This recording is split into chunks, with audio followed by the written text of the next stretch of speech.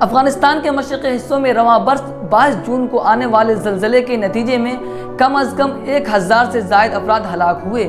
افغانستان کی سرکاری news agency Bakhtawar کی طرف سے بتایا گیا ہے کہ 600 سے زائد افراد زخمی بھی ہوئے ہیں۔ اطلاعات کے مطابق ریکٹر اسکیل پر زلزلے کی شدت 6.1 ریکارڈ کی گئی تھی۔ افغانستان کو زلزلے کی تباہی کا ایک ایسے وقت میں سامنا ہوا جب بین الاقوامی کمیونٹی اس جنگ زدہ ملک کو اس کے حال پر چھوڑ چکی ہے۔ طالبان اقتدار میں ہیں لیکن عالمی رہنما ان پر بھروسہ نہیں کرتے۔ اقوام متحدہ اور کچھ دیگر امدادی اداروں نے بھوک اور غربت کے شکار افغان شہریوں کی مدد کی، لیکن یہ امداد 38 ملین افراد کے اس ملک کے لیے ناکافی تھا۔ ناظرین السلام علیکم ورحمۃ اللہ وبرکاتہ، آپ دیکھ رہے ہیں فکر و نظر پر ہمارا تجزیہ۔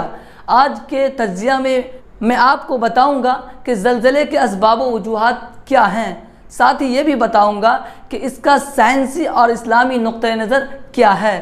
آئیے سب سے پہلے یہ جان لیتے ہیں کہ زلزلے کی ایسی تباہی کرۂ ارضی کی مختلف مقامات پر کیوں آتی ہے اور اس کا شرعی و اسلامی نقطہ نظر کیا ہے۔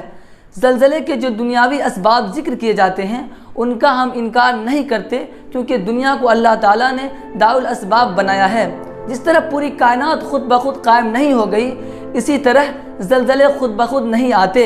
اللہ تعالیٰ کے ارشاد کا مفہوم ہے، لوگوں نے اپنے ہاتھوں جو کمائی کی اس کی وجہ سے خشکی اور تری میں فساد پھیلا، تاکہ انہوں نے جو کام کیے ہیں اللہ ان میں سے کچھ کا مزہ انہیں چکھائے، شاید وہ باز آ جائیں۔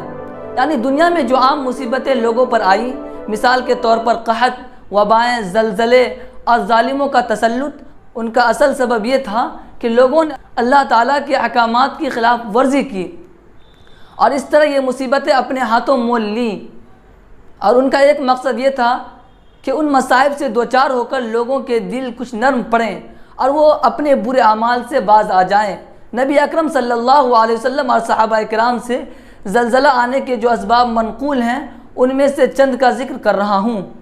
لوگوں میں زنا، سود اور شراب کا عام ہونا، لوگوں کا گانے بجانے کو اپنا مشغلہ بنانا، اچھائیوں کا حکم برائیوں سے لوگوں کو روکنے کا عمل بند کر دینا، لوگوں کا ان برے اعمال کو صرف کرنا ہی نہیں بلکہ انہیں جائز اور وقت کی ضرورت سمجھنے لگنا زلزلے کی بنیادی اسباب و وجوہات کے طور پر بتائے گئے ہیں۔ زلزلہ آنے پر ہمیں اللہ کی طرف رجوع کرتے ہوئے اپنے گناہوں سے معافی مانگنا چاہیے۔ اللہ تعالیٰ نے اپنے کلام پاک میں ایک ایسے زلزلے کا ذکر فرمایا کہ جس کے بعد دنیا ہی ختم ہو جائے گی۔ سورہ زلزال کا مفہوم ہے جب زمین اپنے بھونچال سے جھنجھوڑ دی جائے گی اور زمین اپنے بوجھ باہر نکال دے گی اور انسان کہے گا کہ اس کو کیا ہو گیا، وقال الانسان ما لہا۔ اس دن زمین اپنی ساری خبریں بتا دے گی، کیونکہ تمہارے پروردگار نے اسے یہی حکم دیا ہوگا۔ اس روز لوگ مختلف ٹولیوں میں واپس ہوں گے تاکہ ان کے اعمال انہیں دکھا دیے جائیں۔ جس نے ذرہ برابر کوئی اچھائی کی ہوگی وہ اسے دکھا دے گا، اور جس نے ذرہ برابر کوئی برائی کی ہوگی وہ اسے دکھا دے گا۔ آئیے اب اسلام اور سائنس کے نظریات کا موازنہ کرتے ہیں۔ افغانستان میں تباہ کن زلزلے کے بعد ایک بار پھر یہ سوال ہر ایک کے ذہن میں آ رہا ہے کہ زلزلے کیوں آتے ہیں۔ زلزلے کے بارے میں لوگوں میں عجیب و غریب آرا پائی جاتی ہیں۔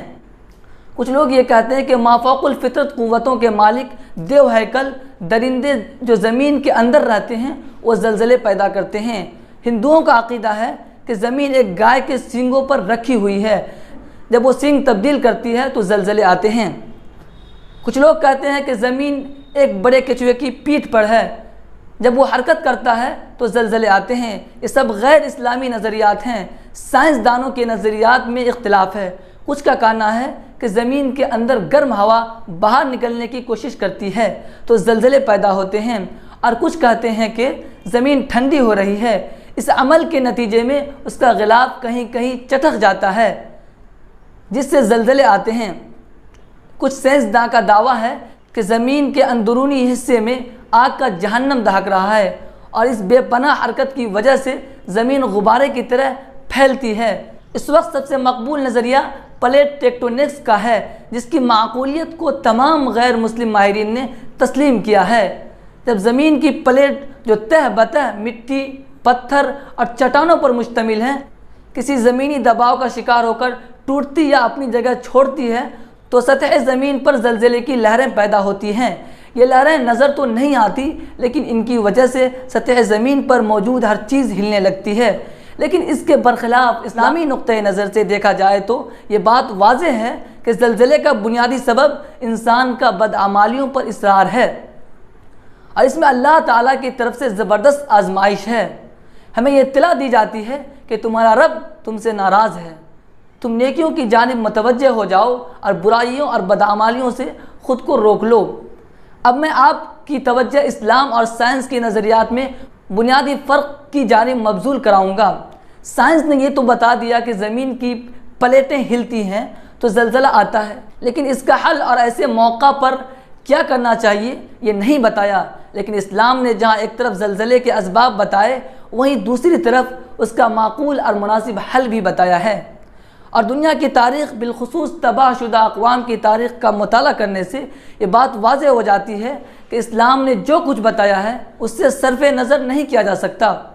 اسلامی نقطۂ نظر سے دیکھا جائے تو یہ زلزلے ہمیں یہ سبق سکھاتے ہیں کہ دنیا میں کتنی بھی ترقی ہو جائے، لیکن ہمیں یہ حقیقت اور وجود کا اصل مقصد کبھی نہیں بھولنا چاہیے، اور اپنی تخلیق کا مقصد یاد رکھنا چاہیے۔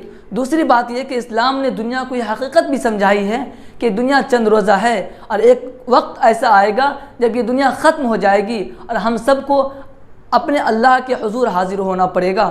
ناظرین، امید کرتا ہوں آپ کو ہمارا تجزیہ پسند آیا ہوگا۔ اگر اب تک آپ نے فکر و نظر آفیشیل کو سبسکرائب نہیں کیا ہے تو فوراً کر دیجئے اور بیل آئیکن بھی دبا دیجئے۔ آپ اپنا بہت خیال رکھیے، شکریہ۔